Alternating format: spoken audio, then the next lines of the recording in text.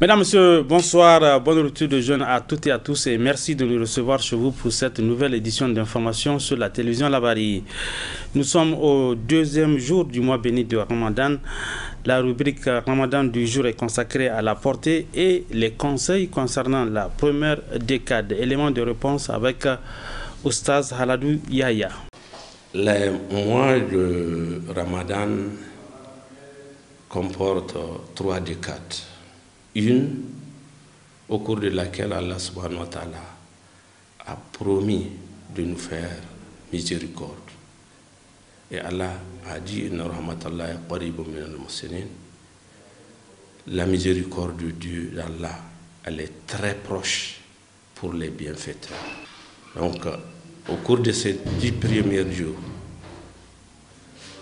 pour obtenir les bénédictions de Dieu, la miséricorde de Dieu, comme dans les versets précités, il faut multiplier les bonnes œuvres.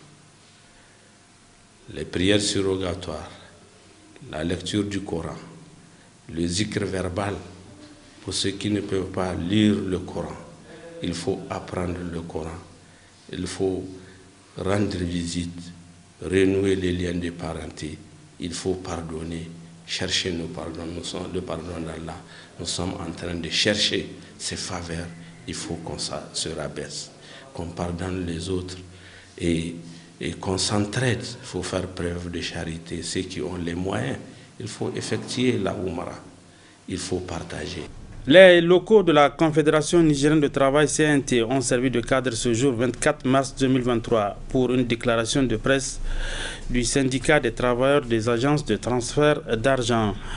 À l'ordre du jour de ce rassemblement, donc, il s'agit de prendre en compte les préoccupations des militants de ce syndicat. Le résumé de cette déclaration avec Boubacar Ibrahim.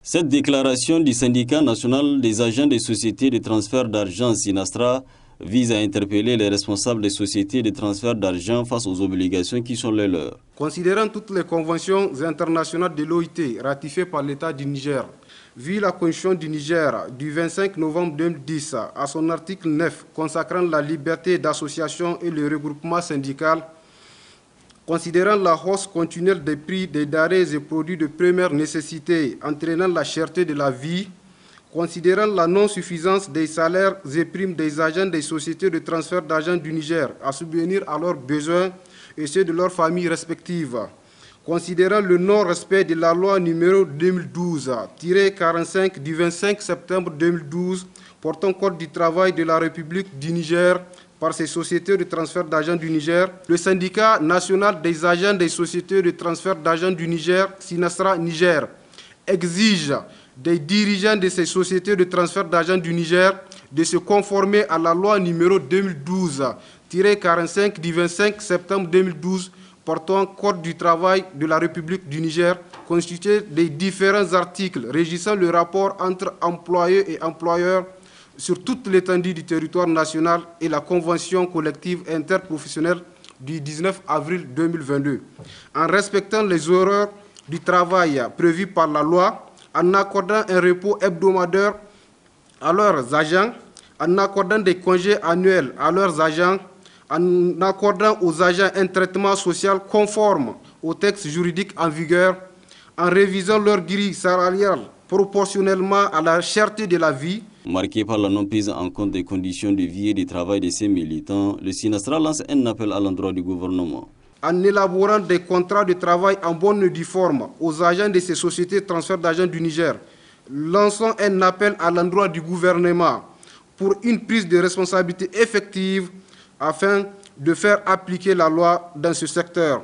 Le syndicat national des agents des sociétés de transfert d'argent du Niger, SINASTRA Niger, rappelle à tous les acteurs concernés que si ce silence notoire continue dans ce dit secteur, nous serons dans l'obligation morale de porter à la connaissance de l'opinion nationale et internationale en plusieurs langues et avec détail les conditions de vie et de travail des agents de ces sociétés de transfert d'argent du Niger. Alors même qu'ils disposent des moyens financiers colossaux, la plupart de ces sociétés évoluent toujours dans l'informel et sans aucune inquiétude.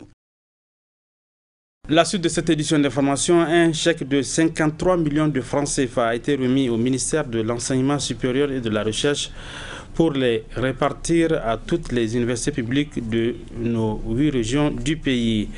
Un geste noble de Alhaji Umaru Menasara pour soutenir les étudiants pendant le mois béni de Ramadan. Précision avec Hassan Saleh Mustafa. Ramadan, un mois d'adoration de Dieu et de bienfaisance par excellence. L'occasion a été saisie par l'opérateur économique nigérien Alhaji Umaru Menasara pour soutenir l'ensemble des étudiants nigériens pendant ce mois béni de Ramadan. En effet, il a débloqué un montant de 53 millions de francs CFA pour toutes les universités publiques des 8 régions du Niger. Un geste patriotique salué à sa juste valeur par le ministre de l'Enseignement supérieur et de la Recherche. Le ministre Mahmoud Joubo PhD a, au nom des autorités de la 7e République, exprimé sa reconnaissance à l'endroit du généreux donateur. Au nom de l'ensemble du gouvernement, au nom de l'administration du ministère de l'Enseignement supérieur, au nom de l'ensemble des étudiants bénéficiaires, je voudrais remercier sincèrement le généreux donateur et prier Dieu de lui rendre centuple, sinon plus, et que Dieu traduise ce geste en bénédiction et que Dieu le récompense aussi bien par ce monde et dans l'au-delà, parce qu'il contribue à soulager nos enfants qui parfois entreprennent le ramadan dans des conditions extrêmement difficiles. Ça permet au moins de varier le quotidien, ça permet d'améliorer le menu et surtout ça permet à ceux qui n'en ont pas du tout, notamment les non-boursiers qui parfois n'ont pas de ticket, de pouvoir accéder au repas gratuitement. De leur côté, les bénéficiaires ont également salué de vive voix le donateur à qui ils ont adressé leurs remerciements. Ils ont par ailleurs saisi l'occasion pour exhorter les autres de suivre l'exemple. Au nom de tous les militants, des militantes et militants qui sont inscrits à l'université de Niamey et même au-delà, tous les scolaires, adresser nos remerciements à l'endroit par rapport à ces gestes, à l'endroit de M. Umaru Menasara, par rapport à ces gestes combien de fois nobles, et prier qu'Allah le Tout-Puissant lui rende au centuple et qu'il fasse en sorte que cette œuvre qu'il n'a cessé depuis un moment de montrer ou bien de faire à l'endroit des scolaires, que cela puisse lui être la porte d'ouverture des portes du grand paradis.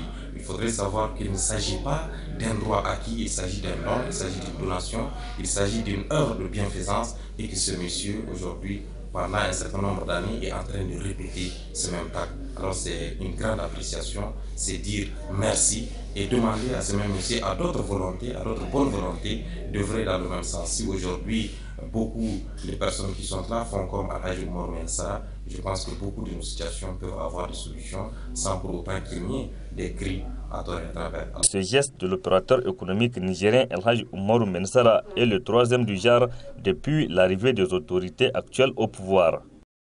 La situation des personnes déplacées est critique dans les régions de Tillabéri et de Tawa. Ces milliers de personnes qui ont fui leur localité d'origine du fait des attaques terroristes ont besoin d'assistance humanitaire.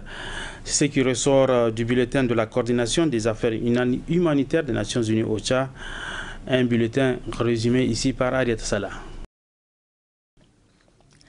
La recrudescence des attaques terroristes dans la zone de 3 frontières aggrave davantage la situation humanitaire, notamment dans les régions de Tillabéri et Tawa, où des mouvements importants des populations continuent à être enregistrés.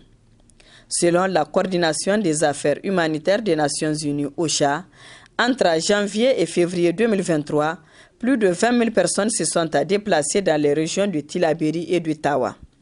En effet, depuis le début de l'année 2023, le mouvement des populations dans la région de Tillabéri s'est intensifié. Ainsi, plusieurs mouvements de population incluant des personnes déplacées internes et des demandeurs d'asile ont été rapportés dans les départements de Tira, Bankilare, Ayoru, Banibangou, Tillabéri et Gotei, accroissant du coup le nombre de personnes déplacées dans la région.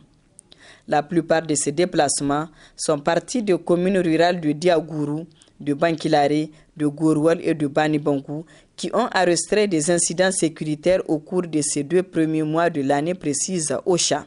Toujours selon OCHA, les autorités ont pu installer plus de 18 000 personnes issues de 2570 ménages dans les localités de Tera, Bankilare, Ayerou, Banibangou, Tilaberi et Goté, rien qu'au cours des mois de janvier et février 2023. À la date du 28 février 2023, OCHA a estimé le nombre de personnes en situation de déplacement dans toute la région de Tilaberi à environ 139 051 personnes déplacées internes, 41 187 réfugiés et 25 632 demandeurs d'asile burkinabés et maliens. Des évaluations multisectorielles ont été réalisées par les acteurs du mécanisme de réponse rapide, en plus des visites des autorités sur des sites d'accueil à Tira, afin d'identifier les besoins des personnes déplacées et les réponses à y apporter, indique OCHA. À ce jour, précise OCHA, l'État et ses partenaires se sont beaucoup mobilisés pour assister les personnes déplacées à Bankilare et Tira, ainsi que les personnes retournées au village de Tégué. Cependant, les besoins non couverts sont substantiels dans tous les secteurs. Les acteurs dans la région redoutent que cette situation critique n'expose plusieurs milliers de personnes à une crise majeure si des dispositions urgentes ne sont pas prises à temps. Dans la région de Tawa aussi, la situation humanitaire reste critique avec l'arrivée de nouvelles vagues de réfugiés. Plus de 6 000 déplacés concernant 2 570 ménages ont été enregistrés selon OCHA entre janvier et mars 2023. Il s'agit pour l'essentiel des personnes qui se sont installées à Tintabaraden après avoir fui l'attaque mortelle perpétrée par des éléments présumés de GAN à Egarek, dans le département de Tilia en début février. Au 28 février 2023, la région de Tawa accueille environ 72 022 personnes déplacées internes, 20 621 réfugiés et 16 431 demandeurs d'asile. Près de 81% des personnes déplacées internes se sont installées dans le département de Tilia et Tassara, alors que la majorité des réfugiés et demandeurs d'asile se trouvent dans le département de Tilia et de Madawa. Toutes ces personnes ont cependant besoin d'une assistance humanitaire.